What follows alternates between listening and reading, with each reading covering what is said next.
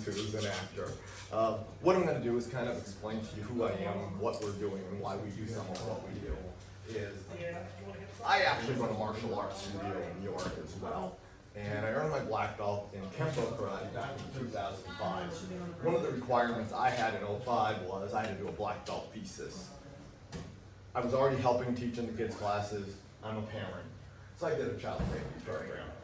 Except everything we talked about in 2005 was stranger danger. Don't talk to strangers. Since then, I kept going down that rabbit hole of learning more, and I've since partnered up with the National Center for Missing and Exploited Children, as well as the Race Foundation, okay? I am going to get into some sensitive topics, which is why I asked the kids to go to the other room, okay?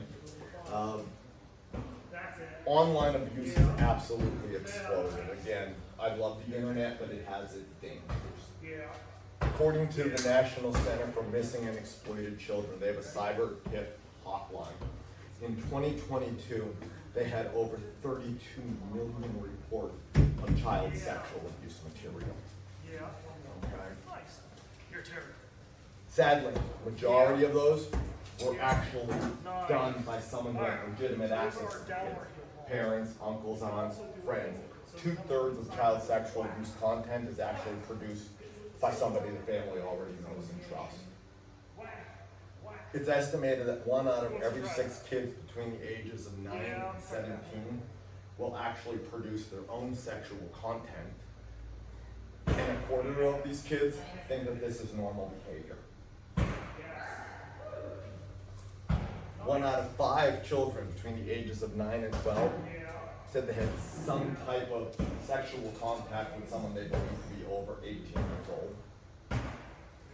And according to survivors of sextortion, I don't know if you're familiar with that terminology, but the kids are being coerced or tricked into providing nude pictures.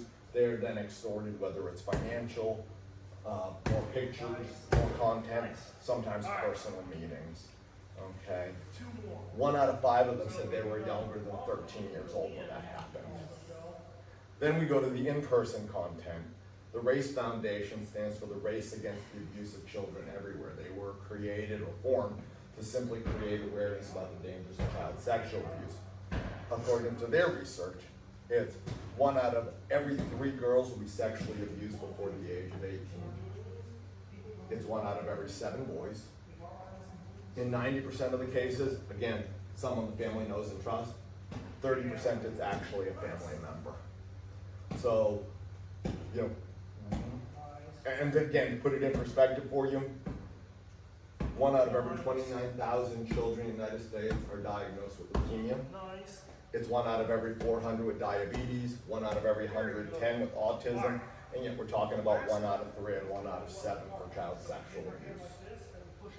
So here's the thing, what is it considered child sexual abuse? It's lewd behavior, it's sexual innuendo, suggestive speech, exposing a child to pornography, touching them, and then up to and including outright sexual acts. You know, what does a predator look like? I intentionally do the pictures because you don't know. And, you know, even with the kids, you know, it's hard for them, but as adults, it's hard to know too. And so, you know, her college picture, very sweet looking, again, little bit seedier, down to the actor, I always go, wouldn't it be wonderful if they actually looked like this? It would make life so much easier for us if all our predators looked like that. Sadly, 1 out of 10 children will actually tell anybody that they were abused. And they don't because sometimes they don't understand they were abused. One of the people that's working with me adopted 3 children through the foster care program. Her 3 children since child sexual abuse, their dad had been abusing them for their entire life. They were 9, 7, and 5. And finally the 9-year-old decided that something's not right here, but that was a way of life for them. So they don't always know they're being abused. Sometimes they're afraid of getting in trouble. They're embarrassed. They're afraid they won't be believed. They don't want to burden the family. And then lack of vocabulary. Meaning one of the training classes I went through, preschooler was trying to tell her preschool teacher, Daddy was eating her cookie. He was performing oral sex on her. Okay. So how do we lower the risk? That's what this is really about. So, you know, yes, I bring up the tough facts, but ultimately it's how do we do something about it? It's talking about it. It's interesting because I went through a meeting with a mental illness presentation, a suicide prevention last Wednesday. Whether it's child sexual abuse, internet, mental health, one consistency they're all saying is that kids who are more comfortable in talking openly to their parents or their trusted adults, A, they act more confident, B, they're more likely to talk about it and tell as soon as anything inappropriate happens. So one of the big things is getting your kids to talk to you confidently. Part of the reason, or the big reason of the story I read in the beginning is to introduce the fact that you can A, have more than one safe adult, and B, not share information online is the point of the short story, is that kind of a gradual approach. You know, things you're gonna have to do is monitor the internet use, monitor cell phone use. I know it becomes that gray area of their right to privacy. At a young age, though, it's up to you to monitor. Hey guys, how you doing? Good, how are you? Good. Sorry to interrupt. No sweat, I'm glad you guys came in. But ask children about their online experiences, and don't just like, hey, did you play a game? What did you play?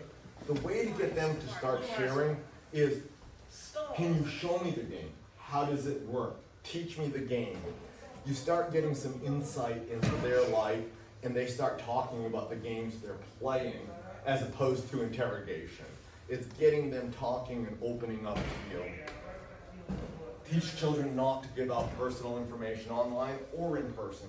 You know, no addresses, phone numbers, no schools they go to. You know, I like social media, but social media is so scary that people are posting pictures of their kids in school uniforms with their name on their jerseys, what school they went to. My child's an honor roll student. I gotta be honest, I'm not a fan of those little stickers, the stick figures on the back of cars showing 2 parents, dog, 3 children. There's too much information being shared. Everything you do online, those cute little apps on Facebook that like, hey, how many times did you do this? It's all gathering information. So let's teach them not to share information online. The other big thing is minimizing the opportunity for them. 80% of all child sexual abuse happens in an isolated one-on-one situation. So big thing is you gotta minimize those one-on-one situations. Some of the other things that I'm gonna ask you to do, background checks on people. So like everybody in my karate studio, we've all had our child abuse background clearances. I've had criminal background clearances. I've been fingerprinted. That we voluntarily have done all those types of things, so we're above reproach. Meet people who have access to your kids. Talk to them. Yes. References. I originally invited the chief to come in today. Same thing. I've met with most of the chiefs of police in York County. I've presented to the Chief of Police Association in York. I present to the Lancaster County Chiefs in 2 weeks. But I'm gonna ask you guys to do additional training, okay? And some of the sources that I use that I would recommend, if you have any questions, if you suspect any form of child sexual abuse, the Children's Advocacy Center. York County has a wonderful organization called the York County Children's Advocacy Center. You contact them, they will, I guess they went on the hard. They're not coming back. They're not coming They back. jumped right up and went right Yeah. out. I was like, uh-oh. But they're gonna help guide you through. Okay, so the other thing is the 2 organizations that I use my material is the National Center for Missing and Exploited Children and the Race Foundation.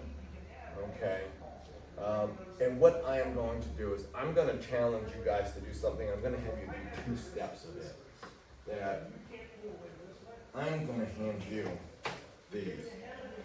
And we're gonna do our own version of what I call the Circle of Trust. I stole this directly from the Race Foundation with their permission. Their executive director and I have met a number. I've been volunteering for them forever. Okay. Inside here, is some of the information that we discussed. Okay, some safety tips for you. but the circle of trust. The back is those resources. But part of the reason I collect your email addresses, I'm gonna also email you links, okay? I'm gonna ask you when you go home, there are 10 spaces in here. My challenge to you is this. I am gonna ask you to write names of 10 people who have access to your children. When I first did this, I'm going, okay, has access to my kids. And then I go, there's not enough space, you know, once you start going through the list. And my challenge to you is this. I'm also gonna email you the tips in a PDF form. I'm gonna ask you to forward it to the people who are on your list. And what you're doing is you're gonna start sharing the word. We start getting the word out there of what is going on. We start educating other people.